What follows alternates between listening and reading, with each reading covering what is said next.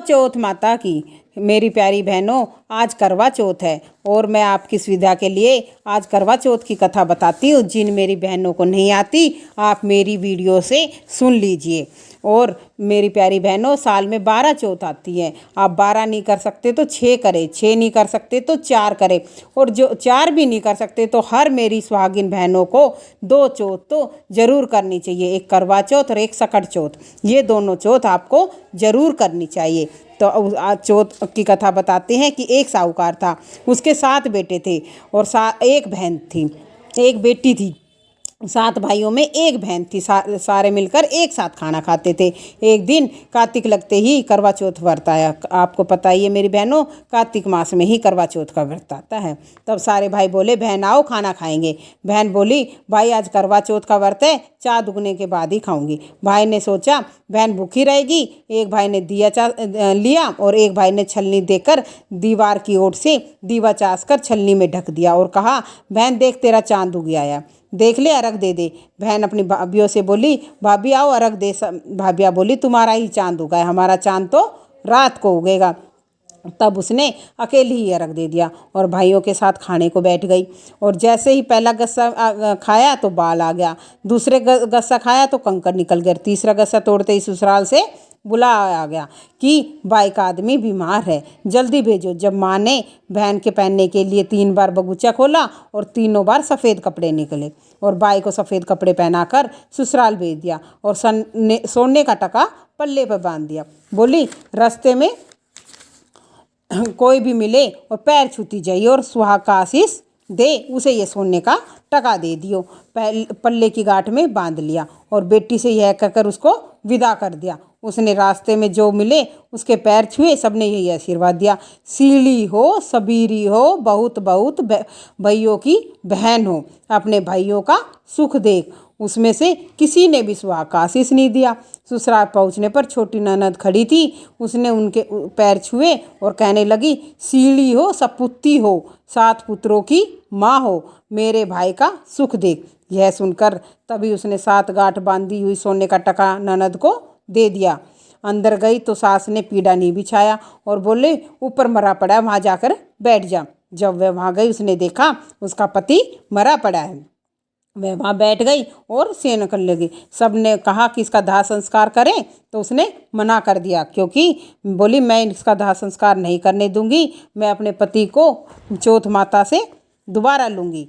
तो उसी सास सारी सब बची हुई रोटियों को उसका अपनी दासी के हाथ उसको भिजवा देती और कहती, जाइए रोटी बहू को देवा। ऐसे होते होते अगली चौथ आ गई, मंगसर की चौथ आई। चौथ माता बोली, करवा ले भाइयों की प्यारी, करवा ले, दिन में चांद उगाने वाली, करवा ले, घनी भूखी करवा ले।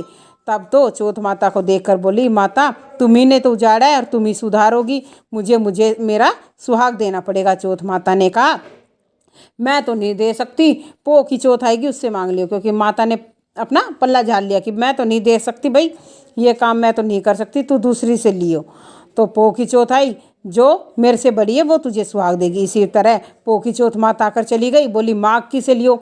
माघ की ने कहा, फागुन की से लियो। फागुन की ने कहा, चैत की से लियो। चैत की ने कहा, बैसाख से लियो। बैसाख की चौथ आएगी। बैसाख वाली कहती है, जेठ की से लियो। जेठ वाली कहती है, आषाढ़ की से लियो। आषाढ़ वाली आई, बोली, सावन की से लियो। सावन वाली बोली, भादो से लियो। और भादो वाली का भी फिर यही जवाब रहा, बोली, जिसने तेरा सुहाग लिया वही तेरे को देगी। फिर आसोज की चौथ आई। आसोज की चौथ ने कहा कि तेरा सुहाग कार्तिक वाली ने लिया है तो कार्तिक वाली ही सुहाग देगी, हम नहीं दे सकते। तो उसी ने तेरा सुहाग लिया, वही तेरा सुहाग देगी। और जैसे वो आए तो उसके पैर पकड़ के बैठ जाइयो और उनको जाने ही मत दियो जब तक तेरे को सुहाग का आशीर्वाद ना दे दे। यह कहकर वो चली गई। और पीछे कार्तिक की चौथ आई, गुस्से में आई, आग बबूला होते हुए बोली, भाइयों की प्यारी करवा ले, दिन में चांद उगाने वाली करवा ले, घनी भूखी करवा ले, व्रत भडली करवा ले। तब साहूकार की बेटी पैर पकड़कर बैठ गई और रोने लगी, हाथ जोड़कर बोली, हे चौथ माता, मेरा सुहाग तेरे हाथ में है और तुझे देना पड़ेगा। चौथ माता बोली, छोड़ पापी हत्यारिन, मेरे पैरों को क्यों पकड़ कर बैठी है। वह बोली, माता मेरे से बिगड़ी है और तुम सुधारोगी और तुम मेरा सुहाग दोगी। खूब पैर पकड़ती रही, रोती रही। चौथ माता नहीं मानी। बहुत देर हो गई, चौथ माता राजी हो गई, क्योंकि माता का दिल पसीज ही जाता है। आँखों में काजल निकाला, नाखून में से मेहंदी निकाली और टीके में से रोरी निकालकर चिटली उंगली से छींटा दिया। देते ही पति उठकर बैठ गया। बोली बहुत सोया। तब वह बोली तुम क्या सोए, मुझे तो 12 महीने हो गए तब चौथ माता ने सुहाग दिया है। तब वह बोला चौथ माता का उजमन करेंगे। तब उन्होंने चौथ माता की कहानी सुनी, करवा मनसा खूब चूरमा किया। दोनों पति पत्नी जीम कर चौपड़ पासा खेलने लगे। नीचे से उसकी सास ने रोटी भेजी तो दासी ने आकर कहा वो दोनों तो आज चौपड़ पासा खेल रहे हैं। सास देखकर खुश हो गई, बोली क्या बात है। वह बोली मेरी चौथ माता आई थी। यह कहकर सास के पैर लग गई और सारी नगरी में ढिंडोरा पिटवा दिया कि पुरुष की लुगाई और बेटे की माँ सब कोई चौथ का व्रत करो। 13 चौथ करो, नहीं तो 4 करो, नहीं तो 2 करो, सबको करनी चाहिए। मेरी प्यारी बहनों, हे चौथ माता, जैसी साहूकार की बेटी को सुहाग दिया वैसी सबको दे, हमें भी दियो और जो कहानी कहे उसको भी दियो, सुनने वाले को भी दियो और हुंकारा भरते वाले को भी सुनियो।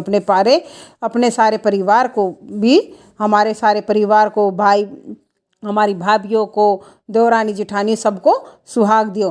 तो मेरी प्यारी बहनों, जो कोई आप कहानी सुनती हो उसमें हुंकारा जरूर भरना, क्योंकि बिना हुंकारा भरे हुए कहानी संपूर्ण नहीं होती। कई मेरी बहनें माता जो हैं चुपचाप बैठी रहती है, कहानी सुनती रहती है। हुंकारा में हूँ जरूर करना, जिससे आपको इस कहानी का और कहानी सुनो उनका पूर्ण आपको लाभ मिल सके। तो इसी के साथ जय हो करवा चौथ माता की। मैया हमारे सुहाग अटल रखियो।